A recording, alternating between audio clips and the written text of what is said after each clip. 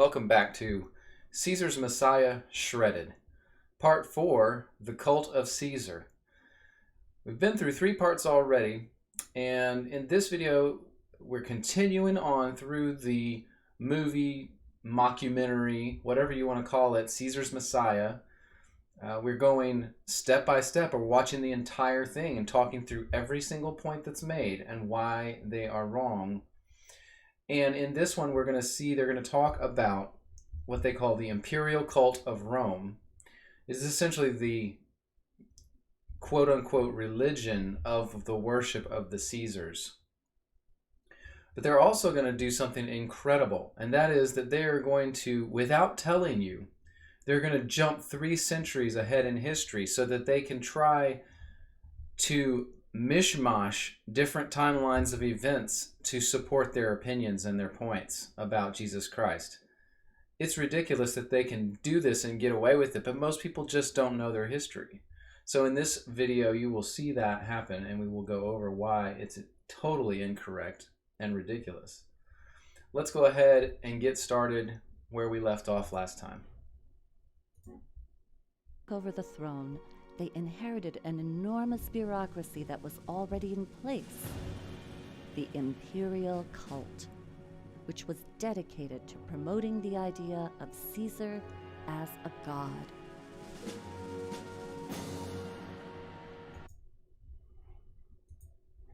Well, it's interesting. They act like this is something special or new or different with Titus and Vespasian, that they could have been considered gods.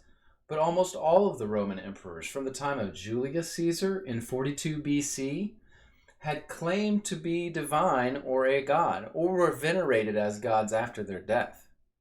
None of them, however, ever claimed to be the Jewish Messiah. None of them. Another part of the puzzle is the Roman imperial cult. Why is it important? Well, because it coincides with that same period of time as the emergence of the Christ cult. Notice there how they're using language and words to confuse you. And what they've now done by using that term, the imperial Roman cult, and then the emergence of the Christ cult, as he says, as he calls Christianity at the time, he now has tricked you. He has used this term to build in your mind a synonymity between the two ideas, a parallel. Like there's the Roman cult and the Christ cult, because what he wants to do in the end is make them seem equivalent. He's going to pretend like the Roman religion of worship for the Caesars was the same as the Christian religion. There's no evidence of this. And it's a ridiculous idea, but that's what they're going to try to perpetrate in your mind as you go forward. The term Roman imperial cult is just really a fancy way of talking about the fact that the emperors demanded worship from their subjects as if they were gods. And many times with the Roman emperors, I found in my study for this video that some of them didn't even claim to be gods, and they weren't venerated as such until after their death. So it's very interesting. They make it as if there was a religion around this, but it certainly was more of just a form of control. You must bow down to me, or I will punish you. You must pay my taxes, or I will punish you. So they've now built, with using the term Christ cult and Roman imperial cult together and trying to make them parallel, they've built a false equivalency in your mind that they both are somehow synonymous, but they're not. You had a whole social community. The whole social structure of these conquered territories was governed by the imperial cult. And if you wanted to succeed, the key social community to join was the imperial cult, because that's where all the movers and shakers were. He says that they thought the imperial cult was something to be joined because that's where the movers and shakers were. Well, the imperial cult was not a club. It wasn't some body of Roman believers that believed in the Caesar that you could join, and it was not like that. it's a modern term for the Caesars in general, and the fact that they demanded allegiance and worship, and then they exerted power over their subjects by doing this, by saying, I'm a god, bow down and worship me. They didn't really think they were gods. They used it as a tool. They claimed godship and divinity, but there was literally no cult. There was no...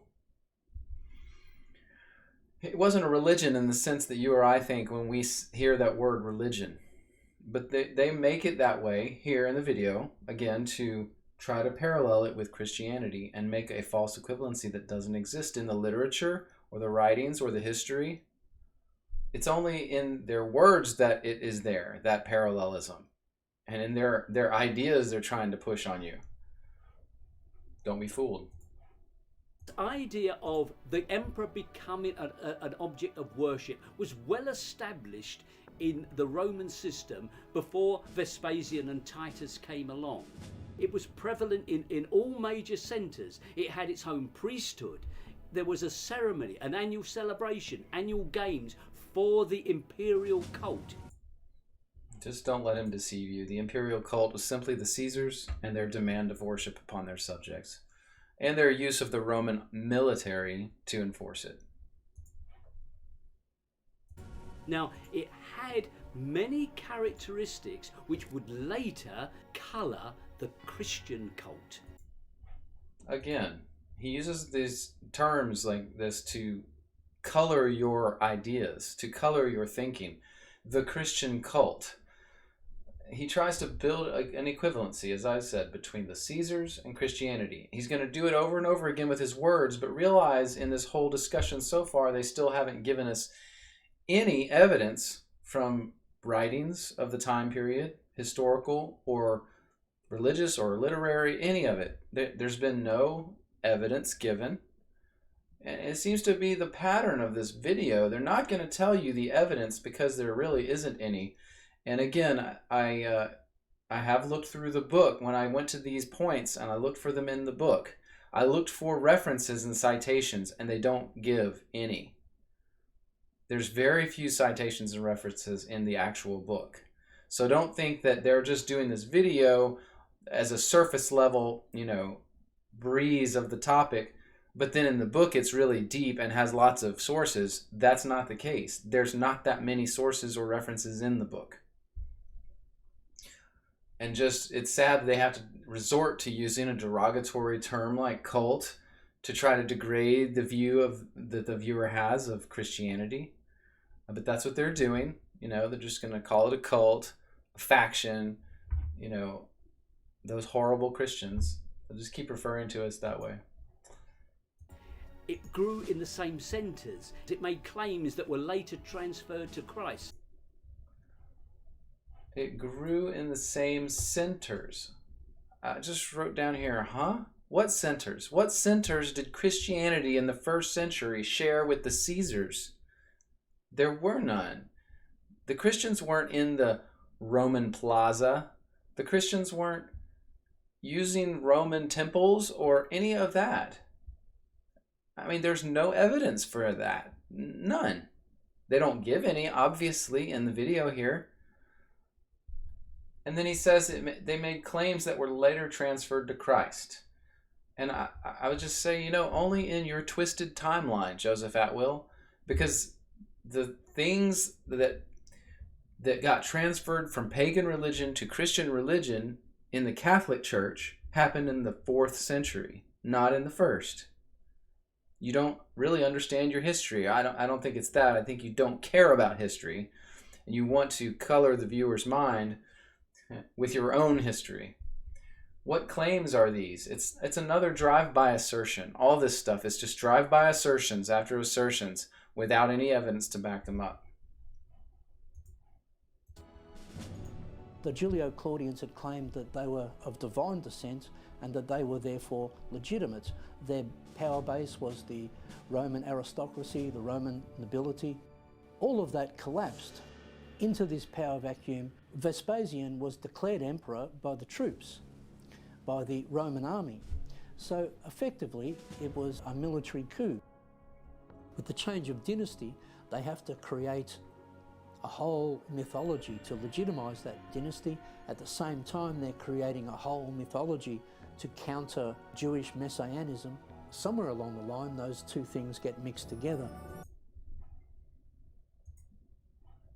He says they have to create, when Titus and Vespasian are done with the war and Vespasian comes back to the royal palace to be emperor, he says they have to create a whole mythology of the dynasty. Well, that's not necessarily true. But he says then they have to also at the same time create a mythology to counter Jewish messianism. What Jewish messianism is that? The one you just destroyed in Jerusalem? It doesn't make any sense. And then he says somewhere along the timeline here, they got mixed together. So, okay, sir, can you give us some evidence for that? Don't you think the Caesars were probably a little more interested in a smooth transition of power in the kingdom? Because they had just seen the reign of Nero, who he was crazed and a maniacal ruler, a very violent ruler, and then he committed suicide. And then there were 3 Caesars back to back the next year, and then now Vespasian comes into power. And he's hoping to bring some stability to the kingdom. Do you think that he's worried about the Jewish rebellion he just got done with? No, he's coming back to Rome hoping he can stabilize Rome. He doesn't care about the Jews anymore. They were put down. He had a military campaign. They destroyed their temple. Their religion is in shambles. And then not only that, not only did they destroy Jerusalem, if you don't know the history, the Roman armies followed the Jews up to the fortress of Masada and for 3 years waged war there and then finally killed them there. They weren't worried about making the Jews into a peaceful religion and then making Christianity. He didn't have time for all that. Vespasian was worried about getting back to Rome and keeping the country together because it had been a crazy decade for them. Crazy. Why would the Caesars be all concerned with these Jews that as they are crushing them under their feet? It makes no sense. It's just not how history went down. These guys are making it up in their heads. When Vespasian died, Titus began the process of having his father deified. This is a complicated process because only the Roman Senate can bestow on an individual the title of deus or God.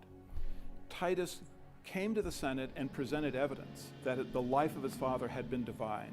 Certainly this would have included the military campaign that the Flavians waged through Judea. Now, be on your guard as you watch these videos. Because notice here, he says, Titus presents evidence before the Roman Senate that Vespasian was a deity. So he's saying that after Vespasian dies, Titus goes before the Senate because he wants Vespasian to be venerated as a deity. Apparently, during his life, Atwill thinks he was not venerated as a deity, right? So there was no Roman cult worship of Vespasian. And notice how when Atwill says this, he says the words that they must have. He must have included the military campaign in his presentation before the Senate. You know why he says must have? Because he can't deny the fact that we don't have a record of this ever happening. We don't have a record that Titus went before the Senate and argued with them for Vespasian's deification. That does not exist in all the history records. I read through all of them trying to find it. And you know what I finally found? There's no solid evidence that occurred. The evidence, quote unquote, that they have, that they think means this occurred, is that we don't have any minted coins issued from Rome with the inscription Deus Vespasianus until 80 or 81 AD. Of course, Deus meaning a deity or God, and then Vespasian. And he says because we have only found minted coins from 80 or 81 AD that have that name inscribed on them, he has made in his mind this whole story of, oh, Titus must have gone before the Senate and asked for his deification long after he passed away. But that's not written anywhere. We don't have any record of what happened there or if that happened. All we have is some coins from 80 AD that have the inscription Deus Vespasianus on them. That's it. That's all their evidence for what they're saying right now. It's really vapid. It's really sickening once you get down to the bottom of what they're trying to do here. There's no evidence they're basing these things on. And it's at this time I think the Gospels were written, because the theological structure in the Gospels of a God the Father and the Son of God is the same one that Titus would have been presenting to the Roman Senate. Well, the Roman Senate did accept Titus's evidence, and Vespasian was deified and became a god. And again, the only evidence that we have of that is that there are some coins from 80 AD that say Deus Vespasianus. That's it. That's your evidence, Atwill. Thank you very much. I think we'll go home now. There's no record of this presentation to the Senate by Titus. Titus therefore became a son of God.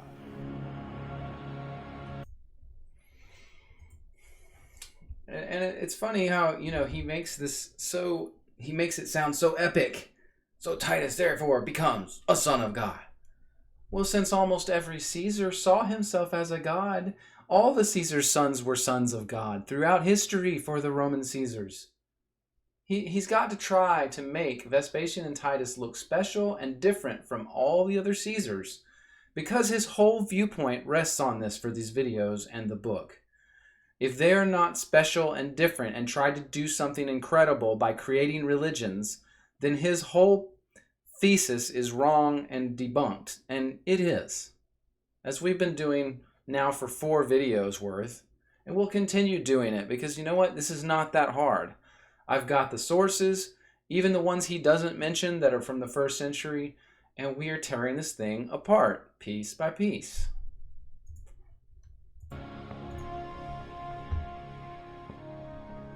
The Arch of Titus that still stands in modern Rome today is inscribed with a dedication to the divine Titus, son of the divine Vespasian, or son of a god. All the Caesars were gods. We've said this. This is nothing special. The inscription says, the Senate and the people of Rome to God Titus, or Deus Titus, to son of Deus Vespasian, Vespasian Augustus. And this is just how they wrote all the Caesars' names. All of them, from Julius, Augustus, Tiberius, Caligula, all of them. This prepend Deus meant deification, but only after death. And if you do any research on the deification in the Roman Empire, it happened after death. And so they would only print these words after the death of a Caesar. It's as if they regarded them with honor after death, like they were among the gods after they had passed on, just like the Egyptians, just like everybody throughout history, pagan-wise. It's nothing special. Atwill wants you to think this is like epically out of the ordinary and super for Vespasian and Titus for any of this to occur. This imperial cult, set up to worship Caesar as god, also provided the basis for the structure of the Roman Catholic Church. Wow, the Roman Catholic Church. All right. I'm amazed that they're going here. It seems like they are. So we'll see as this plays on. But the Roman Catholic Church did not start or exist until 380 AD. 300 years after what we just talked about in the preceding sentence. The Edict of Thessalonica made Nicene Christianity the state church of the Roman Empire. And this was nowhere near 70 AD. It was in 380 AD. Now, the rituals, paraphernalia, and symbols of paganism were transferred wholesale to the Christian church. The pagan symbols transferred to the Christian church? Well, the problem, sir, is that the Christian church didn't exist at this time. Not in the way you're talking about it. The Catholic Church of 380 AD didn't exist in 70 AD. The Christians at that time met in homes and in small gathering places around the different cities. There weren't churches where they were building buildings and putting symbols on the walls, especially not pagan Roman symbols. It's laughable. The most obvious and clear example is where the title of the pagan chief priest of Rome, the Pontifex Maximus, became the title of the Pope, the Christian Pope. Interesting. But you know what? There wasn't a pope, but there wasn't even a bishop of Rome in the Christian church until after 100 AD. And that's not the Pope. This was not the Catholic Church. These guys are trying to confuse the topics and the timelines. There was no Pope and no official religion of Christianity until the 4th century, 300 and some odd years after 70 AD. 300 years separation, but they're trying to make everything sound like it's on top of one another. There were bishops or leaders of the churches in cities all around, and this grew. They grew. The groups meeting in homes and the gathering places grew as time went on. Some were persecuted by the Romans during that time. Many cities had bishops, but Rome didn't have one. Not until after 100 AD. No Roman bishop claimed universal authority for himself until the mid-3rd century. So there was no one even claiming to be like a pope until the 3rd century. 250 years after the time in question here. You know, the timelines don't lie here, people. If you understand when these things happened, you understand that what they're telling you in this video is a complete fabrication, because they're overlaying things that happened at different time periods that couldn't possibly have happened at the same time. If you look at who held the original bishop positions in the Catholic Church in those early times, you will see that they are members of the same pagan aristocracy. They simply changed their clothing a little bit. They wore the same garments, but they wore slightly different headdresses. They had become from being a priest of a pagan cult to being a priest of Rome. This is complete fallacy. I mean, the headdresses he's speaking of on the popes were centuries later than Titus and Vespasian, and the time frame that's important to their narrative right now. They are severely stretching and overlapping these timelines and time frames that were centuries apart. Bishops in the 1st and 2nd centuries were eyewitnesses of Christ or the apostles, and they had nothing to do with Roman paganism. Nothing. Realize what has now happened and what's going to be said in the next segment here. In just a few sentences, we have jumped 3 centuries in history to the Roman Catholic Church and the papacy with zero connection or explanation from these guys of how, least of all, any evidence of it. This did not exist any time close to Josephus, what they're talking about, or Titus and Vespasian, whom we've just been discussing in the previous few sentences. Though the Catholic Church did blend pagan practices with Christianity, I would agree with that. But this is in no way related to the 1st century at all. This idea is silly.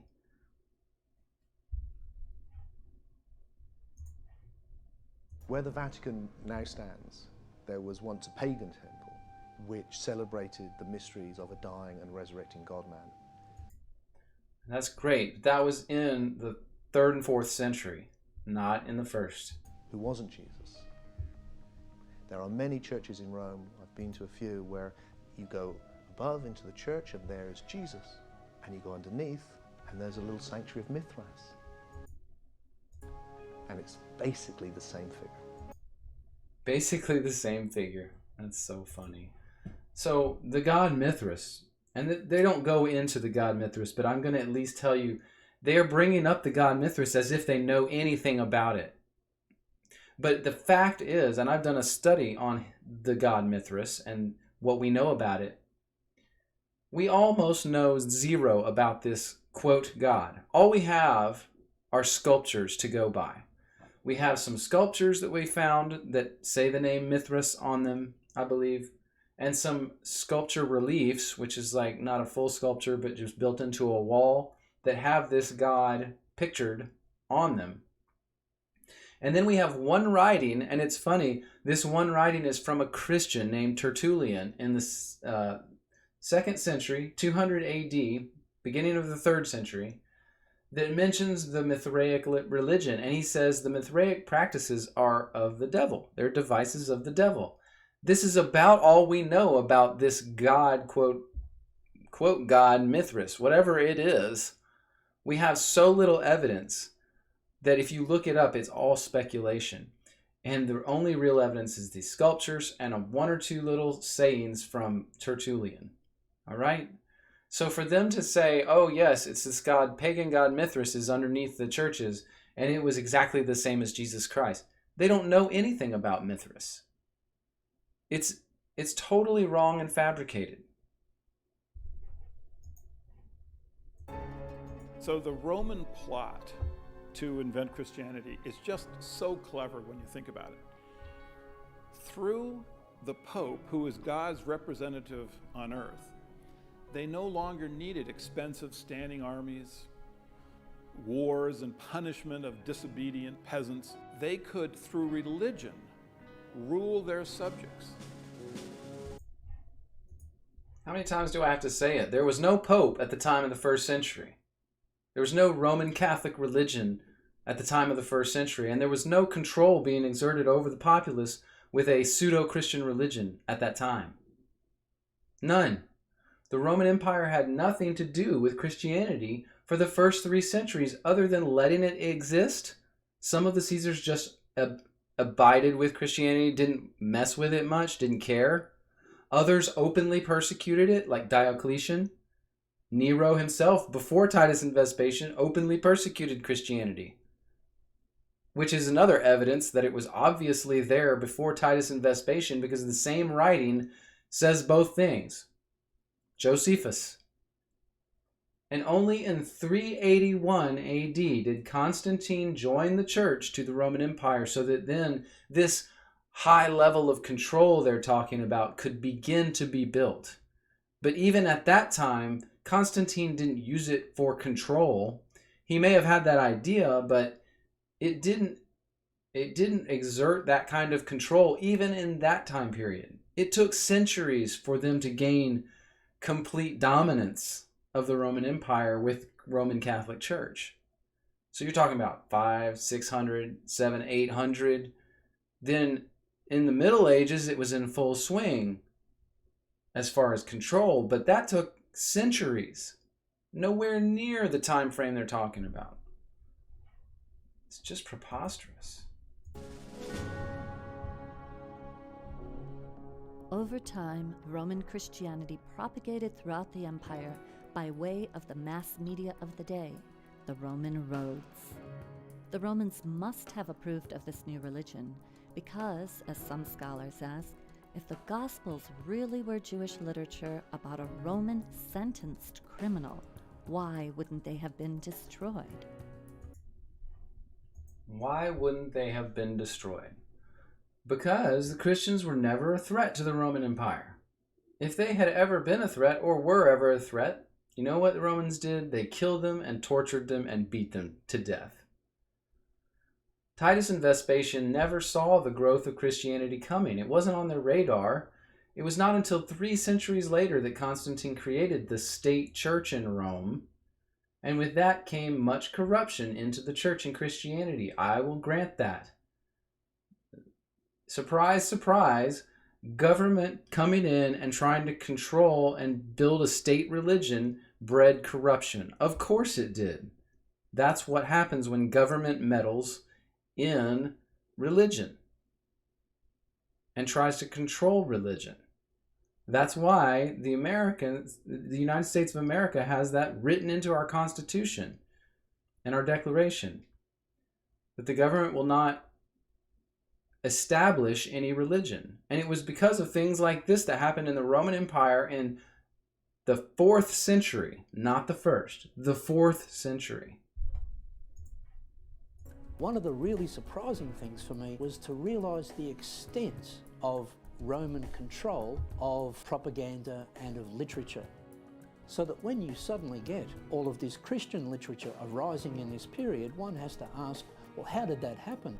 The conclusion that one has to reach is that that could not have happened without some degree of complicity on the part of the Romans. So that one has led to the conclusion that the Romans must be involved in the production of this literature.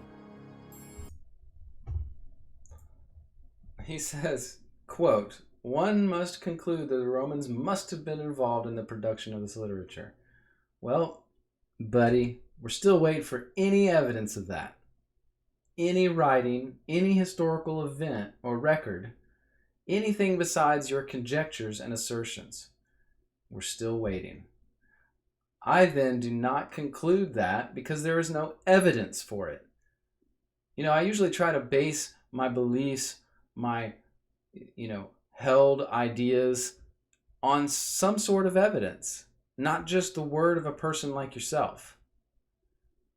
And when I try to give someone my own ideas, I try to give them some evidence so it's not just me saying it. I wouldn't expect anyone to take my word and just believe it outright without ever researching it themselves. But in your case, we're researching it and we're finding it to be hollow. But you know what? There is abundant evidence, that the New Testament and Christian writings were not written by the Roman state. Hundreds and hundreds of different writings with different tones, different points of view, different writers, but synchronized reports of the same events exist. And that's why we've been studying them for centuries, and that's why no one comes to the conclusion that you do, except people who want to try to destroy it, so they ignore all the facts, and they make up conjectures and assertions and put them in a video to propagandize people. We also have writings from different scholars from the first few centuries and onward that report about the different writings of the New Testament and the early Christian writings and about their authenticity. So we have secondhand accounts and testimonies of the authenticity of the books of the New Testament and the other early Christian writings. And then the fact remains that when you read a lot of these Christian writings, many of them are still posing unfavorable viewpoints towards Rome. And so if you say that the Romans wrote all these things, do you think they would intentionally include unfavorable viewpoints of themselves?